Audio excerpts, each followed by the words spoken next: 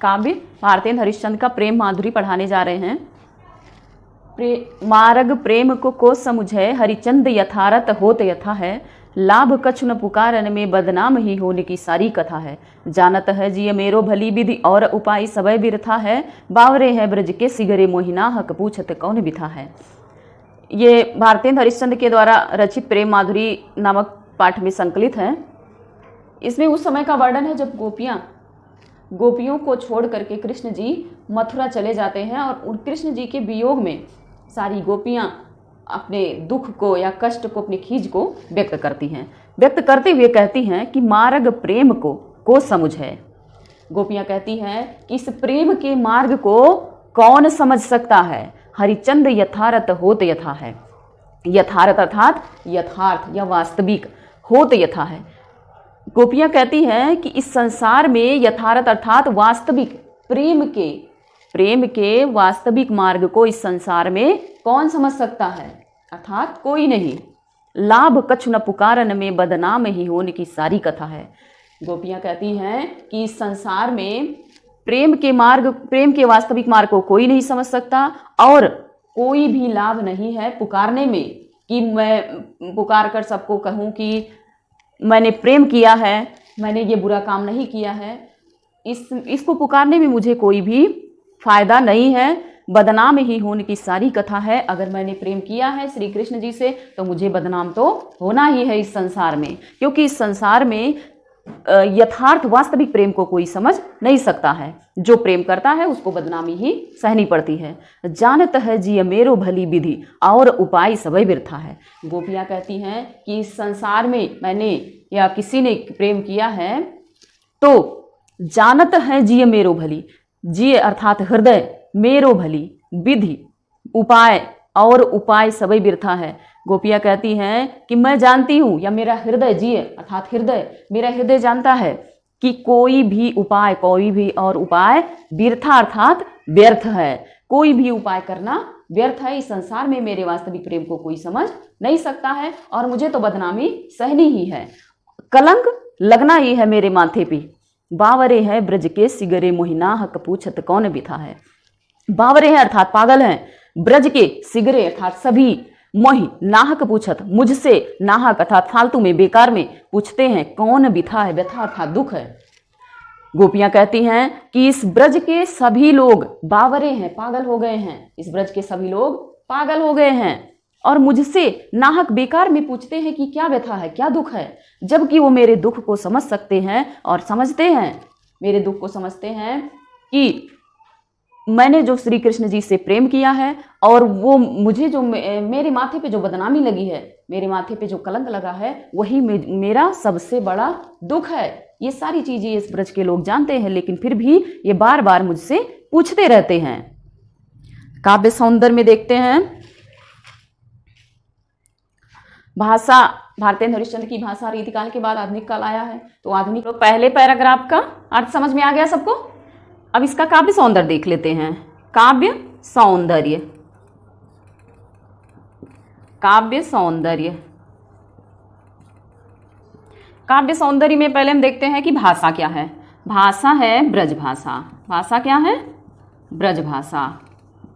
भारतेंद्र हरिश्चंद्र की भाषा ब्रज भाषा ही थी, एक दो रचनाओं को छोड़कर। भारतेंद्र हरिश्चंद्र की भाषा क्या है? ब्रज भाषा है। ब्रज भाषा और कहाँ की भी, ये किधर की भाषा है? आगरा, मथुरा, अलीगढ़, एटा, मैनपुरी, इटावा, इन सब की भाषा क्या है? ब्रज भाषा है। तो शब्द शक्ति देखते हैं। शब्द शक्ति लक्षणा क्या है? लक्षणा। और गुण माधुर्य गुण है। अलंकार आते हैं। अलंकार कौन कौन सा है? यहां पर दो बार को और को आया है। एक को का अर्थ है कारक या विभक्तियां, जैसे राम को जाना चाहिए, तो का, की, के, को, प्रथमा कर्ता ने द्वितीय कर्म को, यहाँ द्वितीय विभक्ति का प्रथमा कर्ता ने द्वितीय कर्म को, यहाँ कर्म कारक लगा हुआ है। एक का को का अर्थ है कारक और दूसरे को का अर्थ है कौन। तो यहाँ दोनों का अर्थ, शब्द तो एक ही है लेकिन इसका अर्थ दोनों का दो है। एक का है क्या है, ये कारक है, और दूसरा क्या है, इसका अर्थ है कौन। कौन समझेगा। तो यहाँ दो बार कारक, जैसे कि कनक कनकते 100 गुनी मादकता अधिका है, तो कनक कनक 2 बार आता है तो यमक अलंकार रहता है। तो यहाँ पर क्या है, अलंकार यमक है।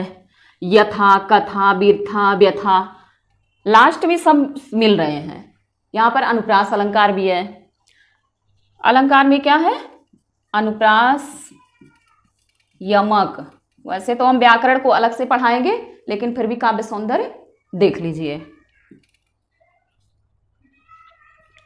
ये काव्य सौंदर्य हो गया। अब हम चलते हैं अगले पैराग्राफ पे, सेकंड पैराग्राफ पे।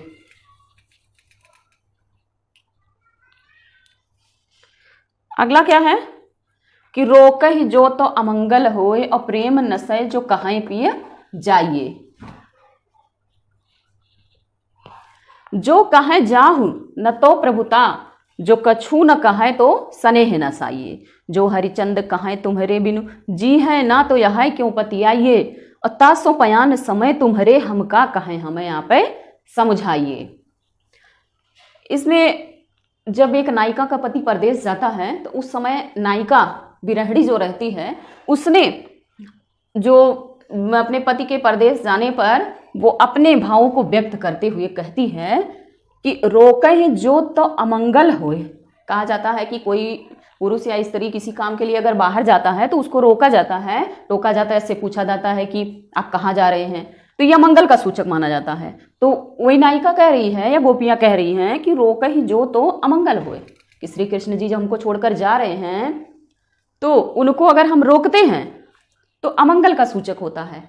और प्रेम नसें जो कहाँ पिए जाइए। और गोपियां कहती हैं या नायिका कहती है कि अगर हम कहते हैं कहाँ पिए जाइए, अगर हम कहते हैं कि पिए हे पति तुम जाओ, तो प्रेम नस है, मतलब प्रेम नष्ट होता है। लोग कहेंगे कि ये प्रेम नहीं करती है। जो कहाँ जाहु ना तो प्रभुता, जो कछु न कहाए तो स्नेह न साइए। गोपियां कहती हैं कि जो कहाँ जाहु ना, जो हम अगर रोके उनको कि मत जाओ तो प्रभुता होगी कि ये मेरे ऊपर अपना प्रभुता दिखा रही है, मुझे आदेश दे रही है कि मत जाओ। जो कछु ना कहा तो स्नेह न साइए, और जो मैं कुछ ना कहूँ कि आप जाइए या ना जाइए या कुछ पूछूँ ना, तो कहते हैं कि स्नेह अर्थात प्रेम, प्रेम मेरा समाप्त हो रहा है, मतलब प्रेम नहीं है इनके अंदर, मेरे प्रति कोई भी प्रेम नहीं है। ऐसा नायिका अपने पति से कह रही है, अर्थात गोपियां कृष्ण जी से कह रही हैं कि जो कहाँ जाओ ना, मतलब अगर हम कहते हैं कि मत जाओ तो ये आप समझेंगे कि मैं आपको आदेश दे रही हूँ। अगर जो कहती हूँ कि आप जाइए तो आप कहेंगे कि इनको में मुझसे कोई प्रेम नहीं है। जो हरिचंद कहाँ तुम्हारे बिनु, जी है ना तो यह क्यों पतियाइए। हरिश्चंद्र जी कहते हैं कि गोपियां कहती हैं कि अगर हम ये कहते हैं कि तुम्हारे बिना हम जी नहीं पाएंगे, तो पतियाने का मतलब है विश्वास करना। पतियाने का मतलब है कि विश्वास करना।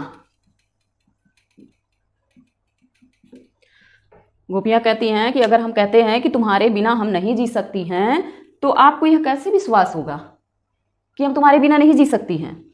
तासों पयान समय तुम्हारे, हे प्राण प्रिय तुम पयान, तासों पयान, पयान का अर्थ है कि प्रयाण करना, प्रयाण करना या परदेश जाना, परदेश जाना। तासों तुम ही बताओ कि परदेश जाते समय, समय का अर्थ है समय, तुम्हारे हम का कहाँ आपे हमें समझाइए। गोपियां कहती हैं कि हे श्री कृष्ण जी, हे मेरे पति, तुम प्रयाण या प्रदेश जाते समय मुझे तुम ही बताओ कि हम तुम्हारे जाते समय क्या कहें, तुमको रोके या ना रोके, ये मुझे मेरी समझ में नहीं आ रहा है। आप ही मुझे समझा दीजिए कि मैं क्या कहूँ आपके जाते समय। आ गया समझ में आप लोगों को? अब इसका काव्य सौंदर्य देखते हैं। काव्य सौंदर्य, भाषा तो इनकी वही है, भाषा क्या है, ब्रजभाषा ही है। अलंकार क्या है, अनुप्रास तो है ही है, ए अनुप्रास है अलंकार। और शब्द शक्ति, लक्षणा है, गुण माधुर्य। ये सब व्याकरण जब हम पढ़ाएंगे तब आप लोगों को समझ में आएगा। लक्षणा, माधुर्य और छंद, एक उसमें ये छंद भारतेंद्र हरिश्चंद्र का सवैया है। सवैया एक वर्णिक छंद है जिसमें 22 से 26 वर्ण होते हैं उन पंक्तियों में, वही सवैया छंद होता है। फिर हम देखते हैं अगले पंक्ति में मिलेंगे। Welcome back my YouTube channel सीलू हिंदी साहित्य में सभी प्यारे बच्चों का स्वागत है। चलिए हम चलते हैं प्रेम माधुरी के सेकंड पार्ट पर। आज लो जो न मिले तो कहा, हम तो तुम्हारे सब भांति कहावे। मेरो उराहनो है कछु नाहि, सबे फल आपने भाग को पावे। जो हरिचंद भई सो भई, अब प्राण चले चाहता सो सुनावे। प्यारे जो है जग की यह रीत, विदा के समय सब कंठ लगावे।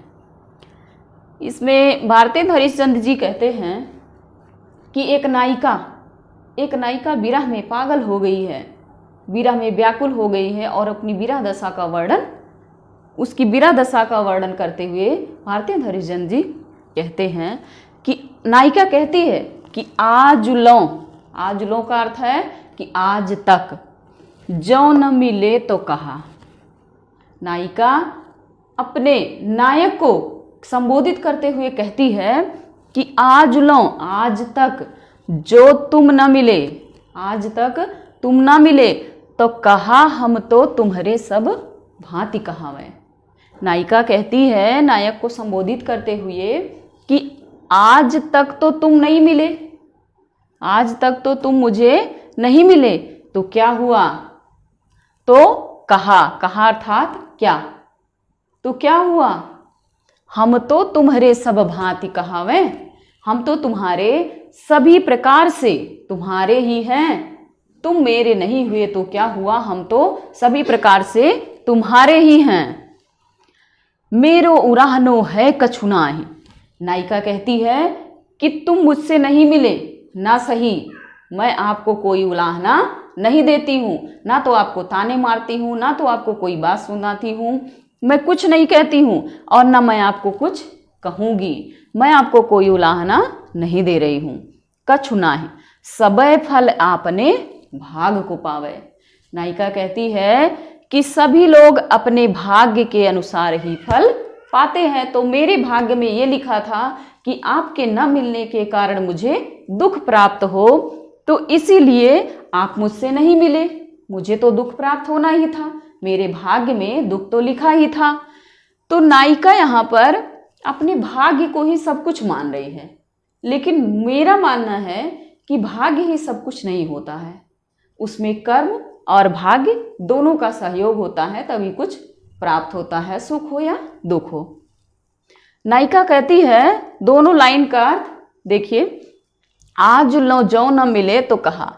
नायिका नायक को संबोधित करते हुए कहती है कि आज तक तो तुम मिले नहीं मुझे, आज तक तुम मुझे नहीं मिले, तो क्या हुआ, हम तो तुम्हारे हर प्रकार से तुम्हारे ही हैं, हम तो हर प्रकार से तुम्हारे ही हैं।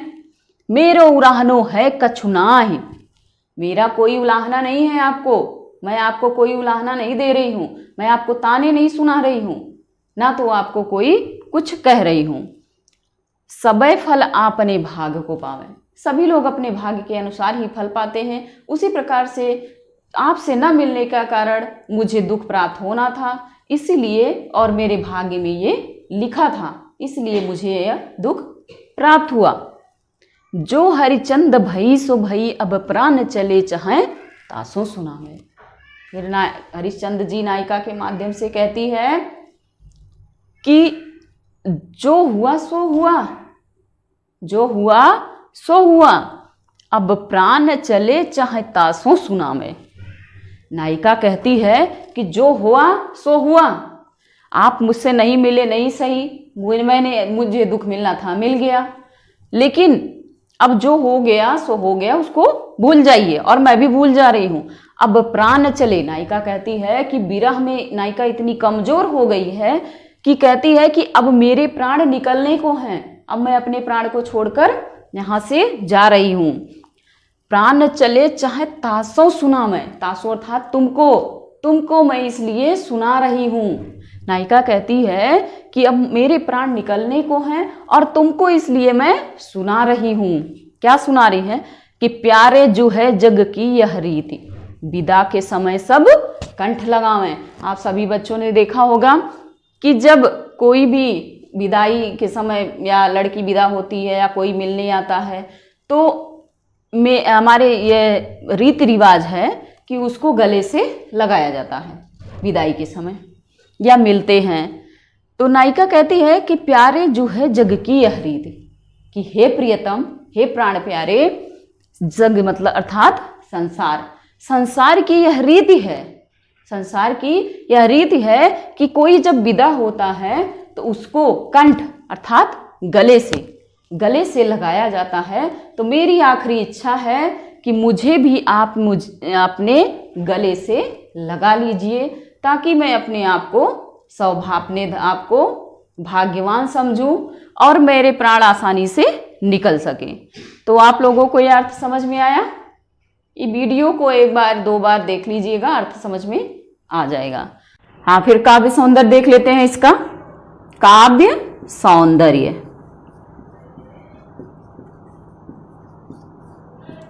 भाषा क्या है? जैसा कि मैंने पहले वीडियो में बताया था कि भाषा भारतेंद्र हरिश्चंद्र की ब्रज भाषा है,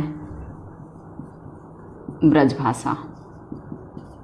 अलंकार ता ता ता ता, तो ये सभी वर्ण एक समान मिल रहे हैं, अलंकार अनुप्रास हो जाएगा। और गुण माधुर्य,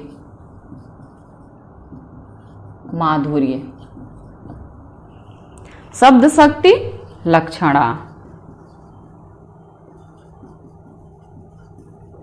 शब्द शक्ति क्या है? लक्षणा।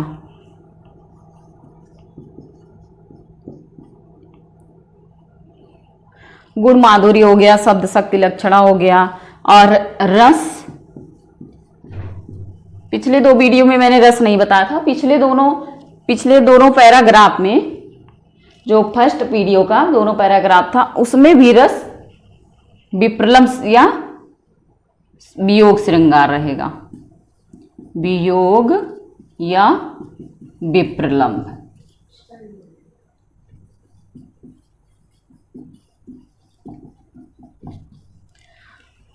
श्रृंगार रस में दो होते हैं, एक वियोग श्रृंगार, एक संयोग श्रृंगार।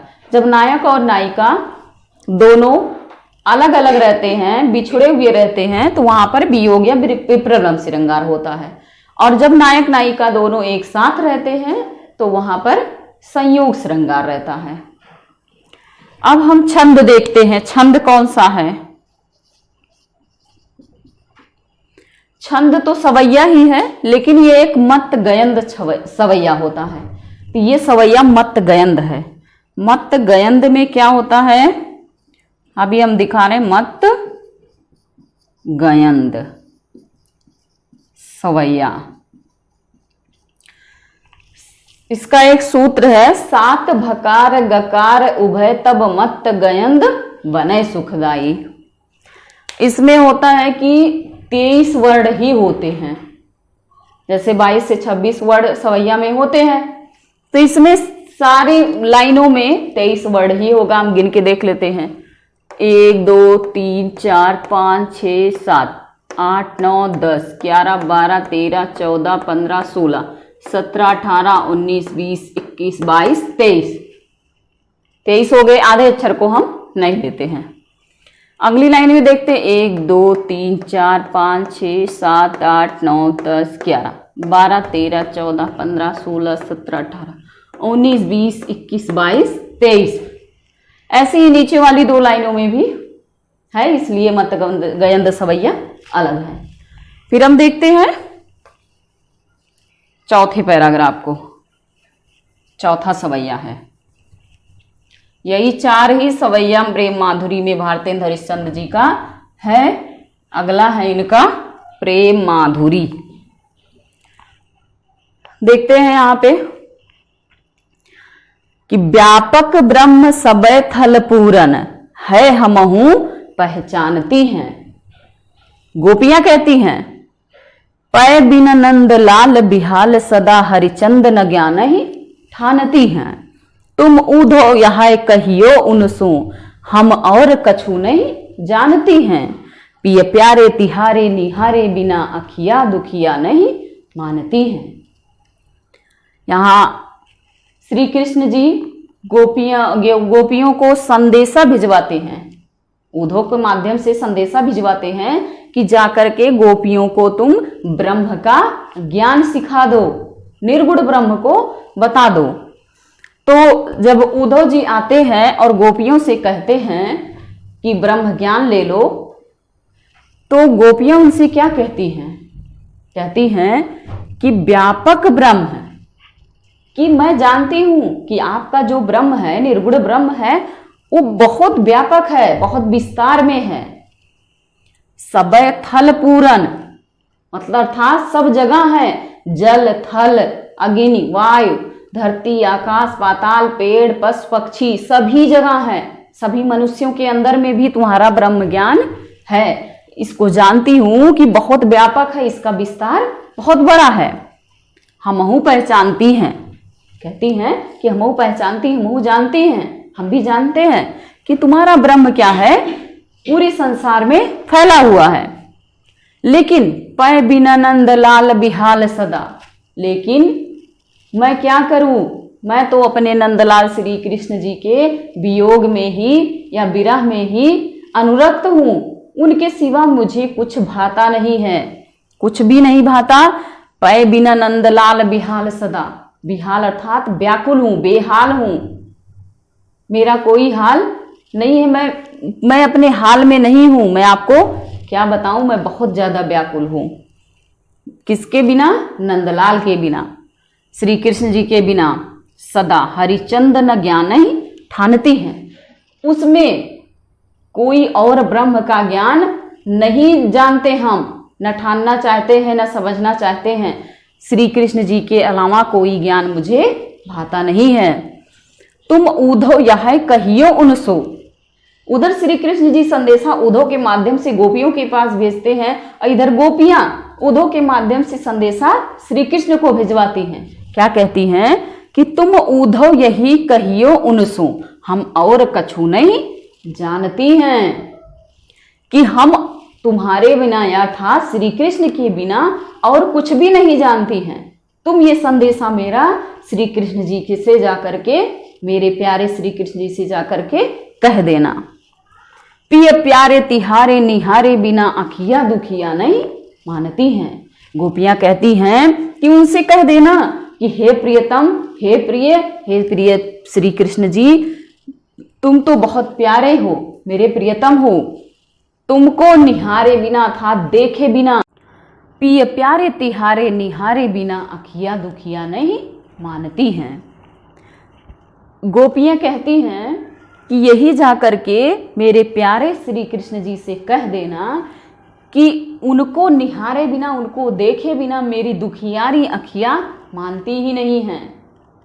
कोई ब्रह्म ज्ञान, कोई भी दूसरा ज्ञान या कोई दूसरा मेरी आंखों में, मेरे दिल में बस नहीं सकता श्री कृष्ण के अलावा। अब काव्य सौंदर्य देखते हैं। समझ में आ गया सभी बच्चों को? काव्य सौंदर्य देखते हैं। काव्य सौंदर्य, काव्य सौंदर्य में भाषा तो ब्रज ही है। भाषा क्या है? ब्रज भाषा। अलंकार अनुप्रास, शब्द शक्ति लक्षणा। चलिए हम काव्य सौंदर्य देख लेते हैं। काव्य सौंदर्य,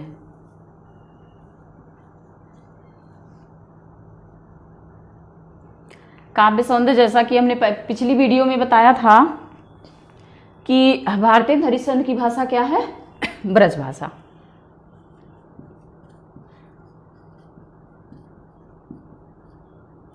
ब्रज भाषा है। रस, रस मैंने पिछली 2 पैराग्राफ में नहीं बताया था शायद। दोनों में विप्रलंब श्रृंगार है, विप्रलंब या वियोग श्रृंगार। वियोग श्रृंगार को ही विप्लव श्रृंगार कहते हैं।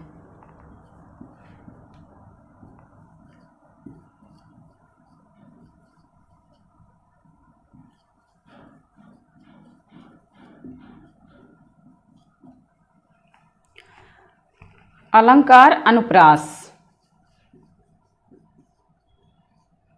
सेम वर्ड आ रहे हैं। ता ता ता ता, इसलिए अनुप्रास अलंकार है। शब्द शक्ति लक्षणा है, शब्द शक्ति लक्षणा।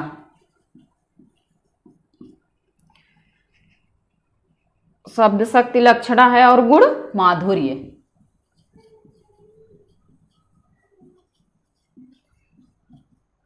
गुण कौन सा है? माधुर्य है। ठीक है, फिर सभी बच्चे पढ़ाई करते रहें।